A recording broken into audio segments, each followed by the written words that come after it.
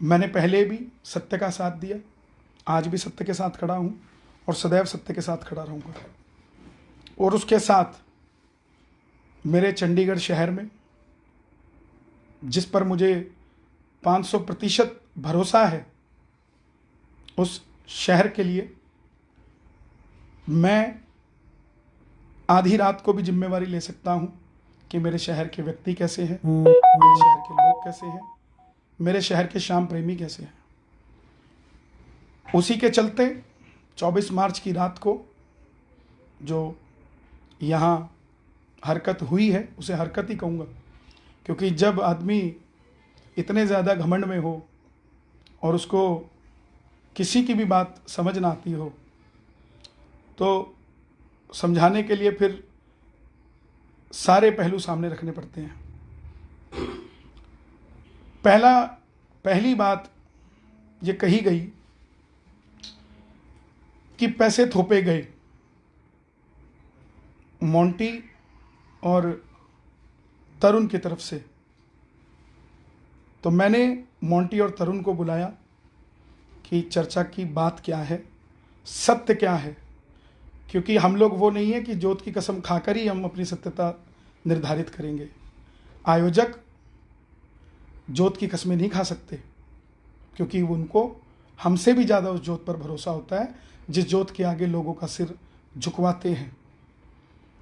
मैं आपकी बात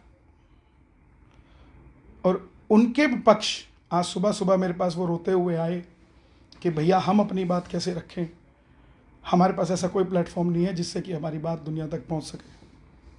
ये पेज आज तक मैंने इस पर किसी के लिए कोई बात नहीं कही, ना मैंने किसी के लिए कही, लेकिन अब जब पानी सर से ऊपर उठ ही गया है, झूठी सिंपैथी लेने की लोगों को आदत हो गई है, तो उसका पर्दाफाश भी होना चाहिए।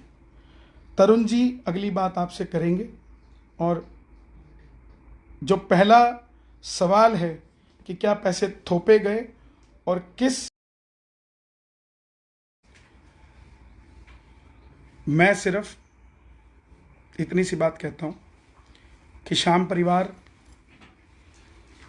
हमारा है, चाहे वो चंडीगढ़ का हो, चाहे वो कलकत्ता का हो, चाहे वो दिल्ली का हो, चाहे कहीं का भी हो।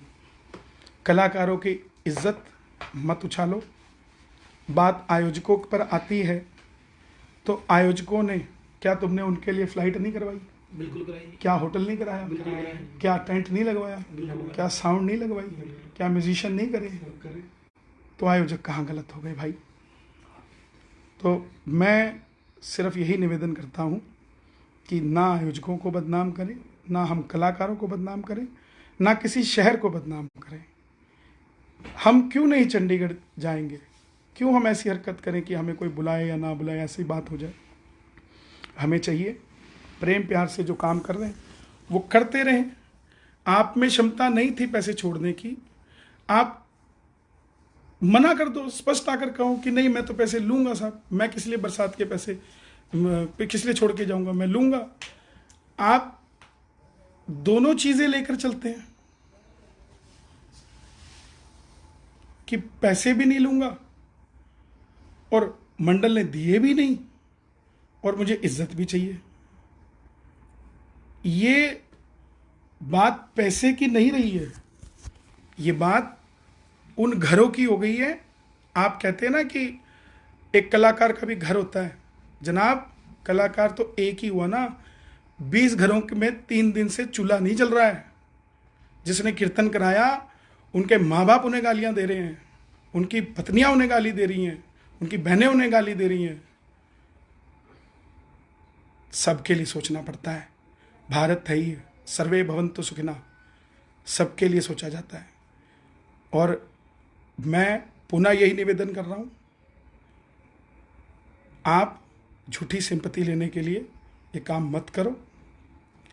कुछ लोग मुझे कहेंगे कि मैं पॉलिटिक्स कर रहा हूं। आप मुझे जो मर्जी कहिए, उसका कारण है कि सच बोलने वाले को ही दफ़ा 295 लग जाती है, सरकार भी नहीं छोड़ती है।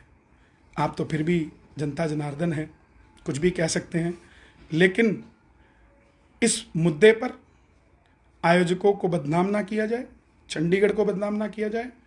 अभी भी कोई शंका हो, कोई सवाल हो, बेटा फिर आना लाइव, फिर उसका जवाब दूंगा, चिंता मत करना, भागने वाले नहीं हैं। जय श्री श्याम। बहुत सी बातें उठ रही हैं, बहुत सी चर्चा हो रही है। मेरी व्यक्तिगत बात जहाँ तक है, तो आप सब जानते हैं कि मैं किसी मुद्दे को लेकर या किसी पर्टिकुलर टॉपिक को लेकर, स्पेशली जो किसी कंट्रोवर्शियल टॉपिक हो, तो मैं लाइव आना पसंद नहीं करता हूँ, अपनी बात या किसी प्रकार का स्पष्टीकरण देना पसंद नहीं करता हूँ।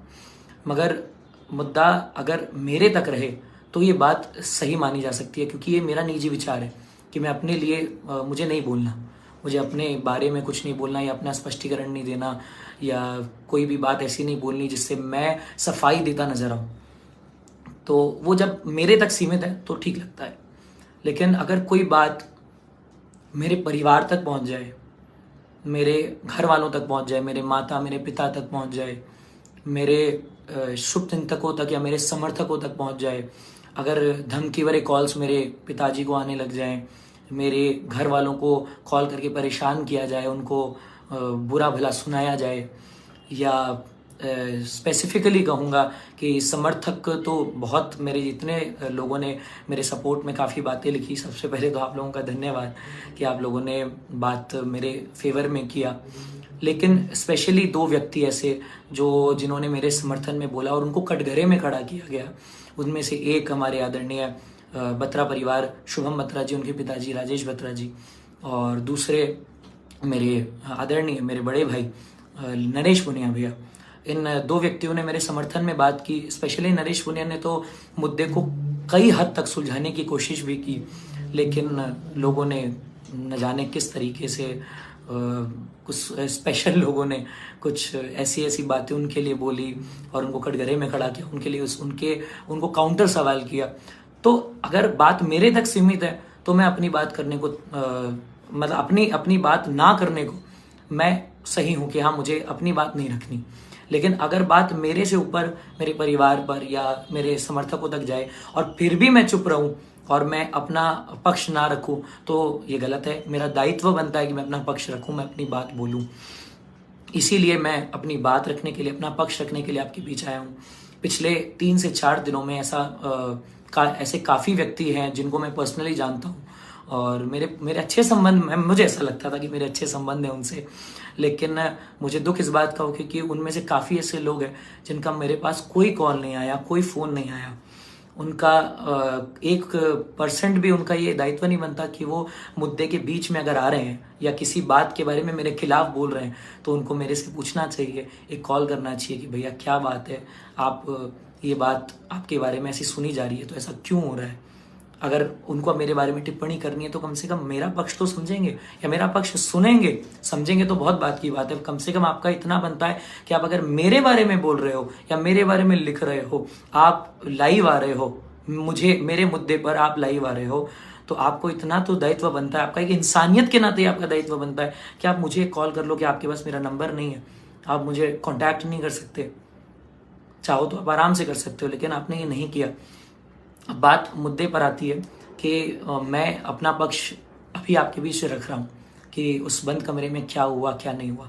अच्छा, मेरा पक्ष रखना ज़रूरी इसलिए हो गया है क्योंकि बुरा लग रहा है इस बात का कि वो व्यक्ति टिप्पणी कर रहा है जो उस 4 दीवारी के कमरे में था भी नहीं। ये आप सब तो इतना तो आप सबने इस मुद्दे के बारे में सुना ही होगा।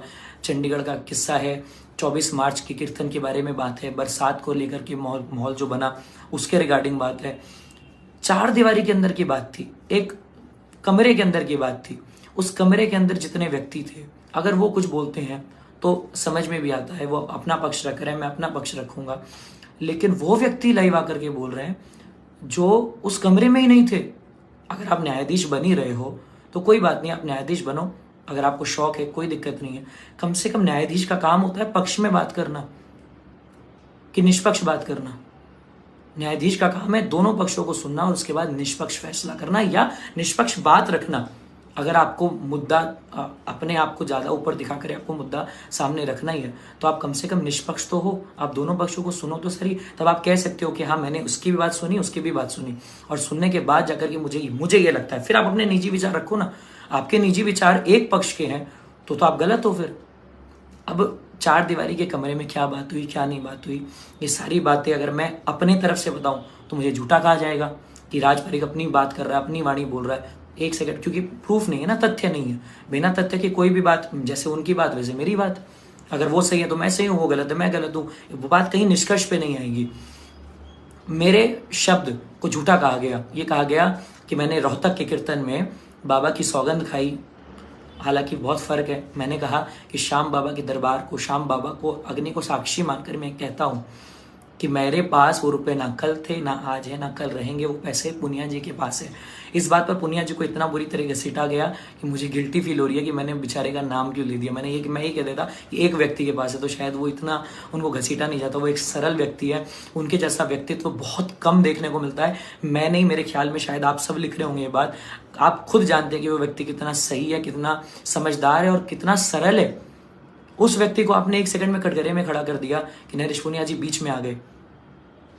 अब नरेश पुनिया जी बीच में आ गए, अगर आप ये कह रहे हो तो मैं ये कहना चाहता हूँ कि मैंने वहाँ कुछ गलत नहीं किया, मैंने कोई गलत बात नहीं बोली। हाँ, अब मैं एक बात कहने जा रहा हूँ आप सबसे, जहाँ मुद्दे की बात आती है, जहाँ अपनी बात आती है, मेरी बात रखने की, तो मैं अपने जुबान से बात नहीं रखूँगा अब, क्योंकि मुझे थोड़ा समय लगा। मैं मानता हूँ इस बात को। काफ़ी लोग इंतज़ार कर रहे थे कि भैया कुछ क्यों नहीं बोल रहे, राज भैया क्यों नहीं लाइव आ रहे, वो कुछ क्यों नहीं बोल रहे। अगर बात मेरे तक रहती मैं अभी भी नहीं आता लाइव, क्योंकि आप सब जानते हैं, इतिहास गवाह है, मैं पहले भी कभी नहीं आया अपना स्पष्टीकरण देने के लिए। मेरा बाबा जानता है, मैं जानता हूँ अगर मैं कहीं गलत हूँ तो वो मुझे सजा दे, मैं कहीं सही हूँ तो वो मेरा साथ दे। लेकिन हाँ, आज बात मेरे से ऊपर उठ के मेरे लोगों तक पहुँच गई है, मेरे परिवार तक पहुँच गई है साहब, मेरे घर वालों तक पहुँच गई है, नरेश भैया तक पहुँच गई है, बत्रा जी तक पहुँच गई है और न जाने कितने समर्थकों तक पहुँच गई है। तो अब मेरा स्पष्टीकरण देना या मेरा तथ्यों को सामने रखना या अपना पक्ष सामने रखना ज़रूरी हो गया। अब मुद्दे की बात यह है कि मैं अपना पक्ष अपनी जुबान से नहीं रखूंगा, मैं आपको प्रूफ के साथ में और दोनों तरफ से क्या कॉन्वर्जेशन हुए। हालांकि मुझे बहुत ऐसी बातें मेरे बारे में लिखी गई। एक व्यक्ति को भी ये जो लिख रहे थे मेरे बारे में बुरा या जो मेरे बारे में बुरा बोल रहे थे, उनको 1 सेकंड के लिए भी नहीं लगा कि इस व्यक्ति का भी परिवार हो सकता है, इस व्यक्ति के भी अपने लोग हो सकते हैं, या इस व्यक्ति की भी कोई इमेज हो सकती है। हम इसके बारे में बुरा भला कुछ भी लिख रहे हैं और इस हद तक गालियों तक कहाँ जा रहे हैं हम। क्या मैंने आपको गाली दी? आप बताओ। आप अगर ये बात करना चाहो कि हाँ बदले के बदले बदला, तो मैंने क्या कभी आपको गाली दी? मैं फेसबुक पर आकर के कोई भी मुद्दा मैंने उठाया? नहीं उठाया। आपने मुद्दा उठाया। मुद्दा अपनी बात रखने के का लहजा होना चाहिए। अगर आपको अपनी बात भी रखनी है, आप मर्यादा में रहकर रखो, कोई बुराई नहीं है। लेकिन आप ऐसे अमर्यादित शब्द का उपयोग करोगे तो वो सही नहीं है। मैं मेरे जुबान से कोई शब्द अलग से नहीं बोलूँगा।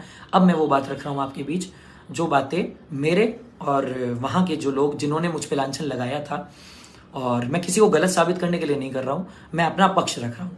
वहाँ से पिछले 3-4 दिनों से सब वहाँ से अपना पक्ष रख रहे हैं, तो मेरा, अगर मैं आ रहा हूँ तो मेरा पक्ष बनता है ना, तो मैं अपना पक्ष रख रहा हूँ आपके बीच में। मैं अपनी बात बोल रहा हूँ, जो मेरा, और अपनी बात एज इन मेरे शब्दों में नहीं, जो मेरे और उनके बीच कॉन्वर्जेशन हुआ, जो मेरे उनके बीच बात हुई, वो बात रख रहा हूँ। पहली बात कि मुझ पर जो 1 लाख रुपए का इल्ज़ाम लगाया जा रहा है, वो कॉन्वर्जेशन हमारे बीच क्या हुआ कि वो पेमेंट मैंने ली या मुझ पे थोपी गई, वो बात आपके बीच में रख रहा हूँ। कॉन्वर्जेशन। सर, तरुण गोयल जी ने आपको बुक किया, एडवांस 10,000 रुपए आपको गूगल पे आपके नंबर पे आए हुए थे, 90,000 इन्होंने रात को आपको वहां दिया। हाँ, बस इसमें क्लियरेंस ये है कि मुझे नहीं। सर सुनते हैं। हाँ जी, 90,000 रुपए आपको वहां पर इन्होंने पे किया। हाँ, मैंने एक्सेप्ट नहीं किए, जो मैंने एक्सेप्ट नहीं किए। पेमेंट लेके आपने नरेश पुनिया जी को दी, जो मैंने एक्सेप्ट ही नहीं किए। वो आपने किए नहीं किए, जो भी नहीं, मैंने एक्सेप्ट नहीं किए भैया। ये पॉइंट बोलना जरूरी है। मुद्दा यही है ना भैया कि जो पेमेंट मैंने एक्सेप्ट ही नहीं की, वो पेमेंट आप मुझे थोप रहे हो, ये है भैया बात। चलो थोप रहे हैं जो। अब बात सुनिए। बारिश आई, कीर्तन नहीं हुआ, और इस बात को मैं, जो भी आप लोग अंधेरे में हो ना, काफी आपको, मेरे ख्याल में जो लोग इस मुद्दे को जानते हैं वो इतना कुछ सुन चुके होंगे कि आपको एक व्यू पॉइंट समझ में आ गया होगा कि वहां क्या हुआ। अब मैं आपको सारी बातें नहीं बताऊंगा, मैं आपको वो लूप होल बताऊंगा जहां आप लोग सब अंधेरे में हो। वहां पर मंडल में 10,000 रुपए 6 महीने पहले मेरे पास पेटीएम आए। एक वीडियो चल रहा है लाइव पर, जिसमें ये कहा जा रहा है कि ये देखिए, ये प्रूफ है कि राज परीख के पास पैसा है। 6 महीने पहले जो एडवांस दिया हुआ उसका प्रूफ आप सामने दिखा रहे हो ऐसे करके लोगों को, और लोगों को लग रहा होगा कि ये कीर्तन के बाद का पैसा है। फर्क समझिए, कीर्तन के बाद का नहीं है, वो 6 महीने पहले दिया गया एडवांस है 10,000 रुपए। किस नाते कि भाई हम जानते हैं एक दूसरे को, पहले से परिचित है, और जो मुझे बुक कर रहा है मिडल मैन जो है वो मेरा परिचित है, तो मैंने